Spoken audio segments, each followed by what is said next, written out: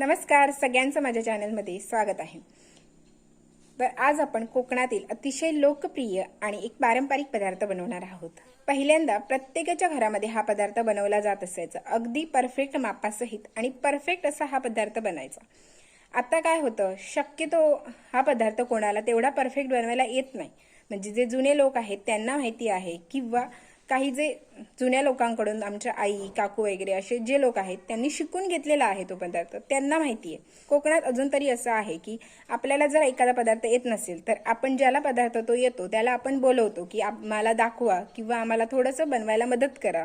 आता मी दसरा तिकडे घरी आले आईकडे, तर मी बघते ज्याला कोणाला तो पदार्थ बनवायला येत नाही तर ते एकमेकांना बोलावून घेतात की आम्हाला थोडं दाखवायला या किंवा बनवायला या। तर अशी जी एकी आहे ती अजूनही आपल्या कोकणामध्ये आहे। तर सांगायचं एवढंच की हा जो पदार्थ आहे तो परफेक्ट बनला की नाही हे पूर्वीचे लोक बरोबर ओळखत होते। म्हणजे त्याच्यामध्ये काय कमी आहे, काय जास्त आहे, तो नरम झालाय की अजून खडखडीत झालाय असं। या पदार्थाचं नाव आहे, म्हणजे मालवणी भाषेत याला धोंडास किंवा टोपातलं असं म्हटलं जातं। जो पदार्थ आहे तो शक्यतो आदल्या दिवशी रात्री बनवतात आणि दुसऱ्या दिवशी सकाळी खातात, म्हणजे तसाच खायचा असतो, सगळीकडे असाच खातात। तर आता आम्ही तसा बनवणार नाही, कारण आम्हाला हा पदार्थ नैवेद्य म्हणून मठामध्ये द्यायचा आहे संध्याकाळचा। तर आता हा आम्ही 11 ते 12 वाजता बनवायला सुरुवात करणार आणि त्याच्यानंतर मग तसंच त्याला निखाऱ्यांवरती मुरत ठेवायचं असतं आणि मग रात्री म्हणजे संध्याकाळी किंवा रात्री तो मठामध्ये दिला जाणार, जेव्हा त्यांचा कार्यक्रम सुरू होणार तेव्हा। दर दिवशी नैवेद्याला काही ना काही द्यावंच लागतं। तर आज येल्लो डे आहे, त्यानिमित्ताने आम्ही म्हटलं की येल्लो कलरमध्ये काहीतरी रेसिपी करूया। तर कोकणातील एक पारंपरिक रेसिपी जी आम्हाला बनवायचीच होती, तर त्यानिमित्ताने आम्ही ती देखील बनवत आहोत। तर परफेक्ट रेसिपी कशी बनवायची हे माझ्या आईला माहीत आहे आणि आजची रेसिपी तीच बनवणार आहे, मी तिला फक्त हेल्प करणार आहे। तर मी तुम्हाला अगोदरच्या व्हिडिओमध्ये सांगितलं, इकडे नेटवर्क इश्यू खूप आहेत, त्याच्यामुळे आज काही तुम्हाला हा व्हिडिओ भेटला नसेलच। भेटला असेल तर खूपच चांगलं, तर नाही भेटला तर दुसऱ्या दिवशी तुम्हाला हा व्हिडिओ भेटेल। हा एक पारंपरिक पदार्थ आहे आणि जर याचं तुम्हाला परफेक्ट प्रमाण माहिती नसेल तर या व्हिडिओमधून तुम्हाला तो पदार्थ कसा बनवायचा आणि त्याचं परफेक्ट प्रमाण देखील कळेल। त्याचबरोबर याच्यासोबत तुम्हाला काही खास टिप्स देखील सांगितल्या जातील। रेसिपीला सुरुवात करूया। तर पहिल्यांदाच मी तुम्हाला रेसिपी दाखवते। ही आहे आपली ती धोंडाची रेसिपी, जी बघून तुम्हाला व्हिडिओ शेवटपर्यंत बघण्याचं मन नक्कीच करेल। तर धोंडाच बनवण्यासाठी आपल्याला असं तवसं लागेल। तवसं म्हणजे याला जून काकडी असं म्हटलं तरी चालेल। ही एक काकडीच आहे, म्हणजे लहान असताना हिला काकडी बोलली जाते। त्याच्यानंतर ही मोठी झाल्यावरती आपण याचं जे धोंडास किंवा टोपातलं बनवतो ते वापरतो। तर याला मधून कापून घेतलेलं आहे आणि त्याच्यानंतर याच्यावरची सगळी साल आपण काढून घ्यायची। तर माझी आई ही साल विळीवरतीच काढत आहे। तर मी आता पोटॅटो पिलरवरती याची साल काढून बघते। जर तुमच्याकडे विळी नसेल किंवा विळीवरती तुम्हाला जर होत नसेल तर पोटॅटो पिलरवरती देखील याची साल आहे ती इझिली येते। तर दुसरं काम म्हणजे याच्यामधल्या ज्या बिया आहेत त्या आपल्याला काढून टाकायच्या आहेत। मी हातानेच काढून टाकते, तुम्ही चमच्याच्या सहाय्याने देखील याला काढू शकता। तर आता या राहिलेल्या तवशाची सगळ्याची साल मी काढून घेते। तर बघू शकता सगळ्या तवशाची साल मी इथे काढून घेतलेली आहे। तर याला आता आपल्याला किसणीवरती किसून घ्यायचं आहे।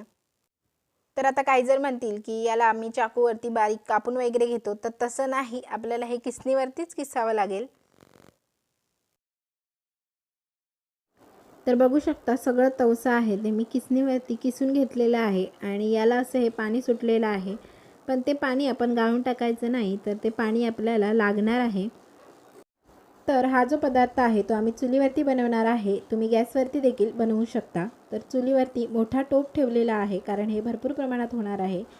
त्यानंतर किसून घेतलेली सगळी काकडी याच्यात घालून घ्यायची पाण्यासहित। आता हे जे किसलेलं तवसं आहे त्याला आपल्याला 7 ते 8 मिनिटं शिजवून घ्यायचं आहे।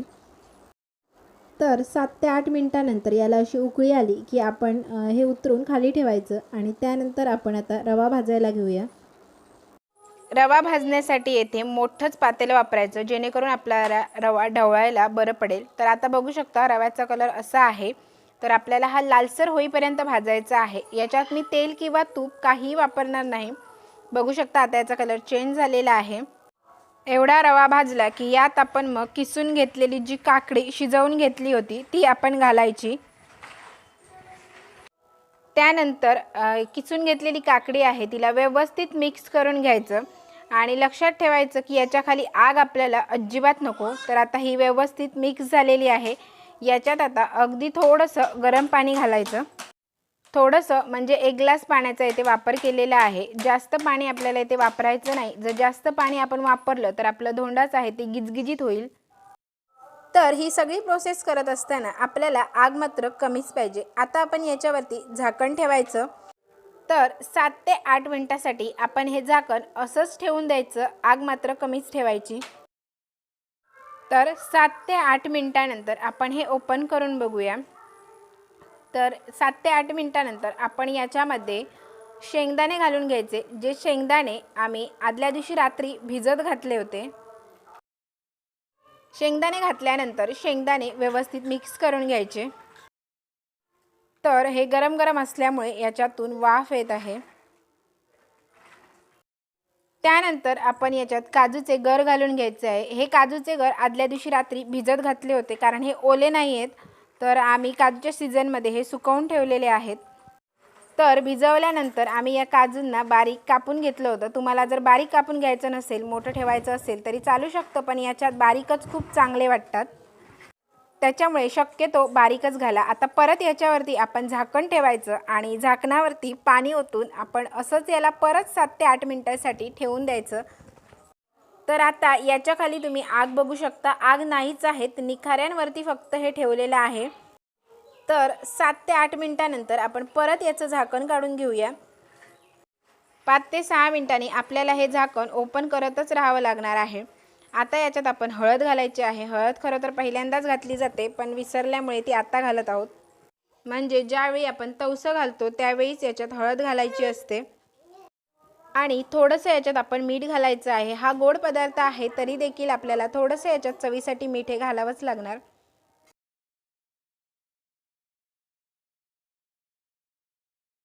आता याच्यामध्ये 2 चमचे तूप घालून घ्यायचं। तूप जर नसेल तुमच्याकडे तर तेल वापरलं तरी चालू शकतं। ते यासाठी कारण आपलं जे मिश्रण आहे ते टोपाला लागू नये आणि एकदम सुकं सुकं होऊ नये यासाठी। तर तूप किंवा तेल हे आपल्याला नंतरच वापरायला पाहिजे। जवळजवळ 15 मिनिटांनंतरच आपल्याला तेल किंवा तूप वापरायला पाहिजे। त्यानंतर याला व्यवस्थित मिक्स करून घ्यायचं, म्हणजे तेल किंवा तूप आहे ते पूर्ण मिश्रणाला व्यवस्थित लागायला पाहिजे। तर आता आपण हे व्यवस्थित शिजलं काय बघूया। तर रवा काही दाबला जाणार नाही, पण आतमधलं जे तवसं आपण घातलं होतं ते व्यवस्थित दाबलं जाते। तर याच्यामध्ये त्यानंतर गूळ घालून घ्यायचा। खरं तर मी तुम्हाला हे प्रमाण स्टार्टिंगलाच सांगायला पाहिजे होतं, पण मी विसरले, त्याच्यामुळे मी आता सांगते। 1 किलो रव्याला 1 किलो गूळ आपल्याला परफेक्ट प्रमाण आहे। जर तुम्हाला कमी गोड हवं असेल तर याच्यातलं पाव किलो गूळ तुम्ही अवश्य कमी करू शकता, पण त्यापेक्षा जर गूळ तुम्ही कमी केलं तर खूपच कमी गोड होईल आणि ते चवीला देखील चांगलं लागत नाही। तर गूळ घातल्यानंतर आपण याला ढवळत राहायचं आणि परत आपण याच्यावरती झाकण ठेवायचं, जेणेकरून ढवळून ढवळून गुळाचे खडे हे विरघळत नाहीत। तर थोडंसं झाकण ठेवल्यावरती परत आपण 3 ते 4 मिनिटांनी किंवा 5-1 मिनिटांनी आपण ओपन करून बघत राहायचं याच्यामध्ये। तर गूळ हा आपला पूर्णपणे वितळायला पाहिजे, याच्यासाठी आपल्याला मध्ये मध्ये झाकण ओपन करत राहायला पाहिजे आणि ढवळत राहायला पाहिजे। तर आता हे आपलं धोंडस व्यवस्थित रेडी झालेलं आहे। फक्त आपला गूळ याच्यात व्यवस्थित वितळला पाहिजे। याच्यात आता आपल्याला वेलची पूड घालायची आहे। तर हे व्यवस्थित परत एकदा ढवळून याच्यात वेलची पूड घालून घ्यायची। वेलची पूड आपण फ्लेवरसाठी घालतो आणि ती असायलाच हवी, ती या पदार्थामध्ये खूप महत्त्वाची आहे। तर आता गूळ वितळत आलेला आहे आणि आपलं हे रेडी देखील झालेलं आहे। तर आता आपल्याला हे फक्त निखाऱ्यांवरती ठेवायचं आहे आणि त्याच्यानंतर मग याच्यावरती आपण पुढची प्रोसेस करणार आहोत। गुळाचे बारीक बारीक कण आपल्याला याच्यात दिसत आहेत, पण तरी देखील आपल्याला झाकण काढून हे ढवळत राहायची गरज नाही। आता ते गुळाचे जे कण आहेत ते आपोआपच वितळून जातील। तर आता आपल्याला काय करायचं आहे, याच्यावरती झाकण ठेवायचे आणि 2 ते 3 तासासाठी आपण हे असंच निखाऱ्यावरती ठेवून द्यायचं आणि 2 ते 3 तासानंतर आपण याला सेट करायचं आहे। कारण आपल्याला हे असं शिऱ्यासारखं खायचं नाही, तर याच्या वड्या काढल्या जातात। त्याच्यासाठी आपल्याला हे सेट करावं लागेल, ते मी तुम्हाला पुढे दाखवते। 2 ते 3 तासाने तुम्ही बघू शकता झाकण काढलेलं आहे आणि हे रेडी झालेलंच आहे। तर आता हे आपण एकदा ढवळून घ्यायचं, याचा कलर देखील चेंज झालेला आहे। तर व्यवस्थित ढवळून घेतल्यानंतर आपल्याला हे सेट करायचं आहे। तर आपल्याला येथे एक तांब्या वापरायचा आहे आणि त्या तांब्याला आपण खालून तेल लावून घ्यायचं। आता एकदम कडेला हा तांब्या पोचू शकत नाही, तर यासाठी आपण पलित्याने या कडा आपण सेट करून घ्यायच्या। आता हे रेडी झालेलंच आहे, पण याला तांब्याने आपण व्यवस्थित सेट करून घ्यायचं आणि त्यानंतर चुलीमध्ये जे निकारे आहेत त्या निखाऱ्यांवरती आपण हे असंच ठेवून द्यायचं। तर आता मठामध्ये हे नैवेद्य म्हणून द्यायचं आहे। तर तुम्ही बघू शकता संध्याकाळचे 7 वाजलेले आहेत, तोपर्यंत हे आम्ही चुलीवरतीच ठेवलं होतं। तर याच्या साईडच्या कडा या काढून घ्यायच्या। साईडच्या कडा आपण काढून घेतल्या तर व्यवस्थित याचे पीस करायला आपल्याला सोपं जाईल। तर पलित्यानेच आपण याचे पीस करून घ्यायचे आहेत। तर थोडंसं हे क्रॉसमध्ये कापणार आहोत। तर सरळ कापायचं असेल तर सरळ देखील चालू शकतो, पण सरळ पलिता करायला गेलो तर हात वाकडा करावा लागतो आणि क्रॉस करायला गेलं तर हात आपल्याला सरळच ठेवून करायला खूप सोपं जातं। त्याच्यामुळे व्हिडिओ दाखवल्याप्रमाणे तुम्ही करू शकता। येथे चाकूचा वापर होऊ शकत नाही, कारण हे खूप याची जी जाडी आहे ती खूप आहे। जर आतमध्ये जाण्या एवढा आणि जाडसर तुमचा चाकू असेल तर तो अवश्य वापरा। आता हे पीसेस एका ताटामध्ये काढून घ्यायचे।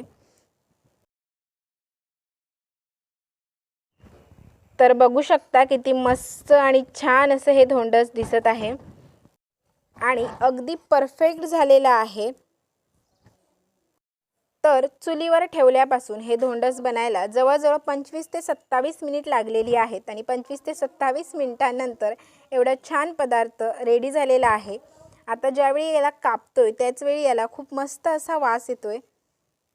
आता तुम्ही म्हणाल की शेंगदाणे या पदार्थामधले स्किप करतो, तर नाही, तुम्ही काजू एक वेळ स्किप करा, पण शेंगदाणे स्किप करू नका। या पदार्थामध्ये शेंगदाणे हे असतातच। तर कशी वाटली तुम्हाला आजची ही धोंडसची रेसिपी? आवडली असेल तर व्हिडिओला एक लाईक नक्कीच करा।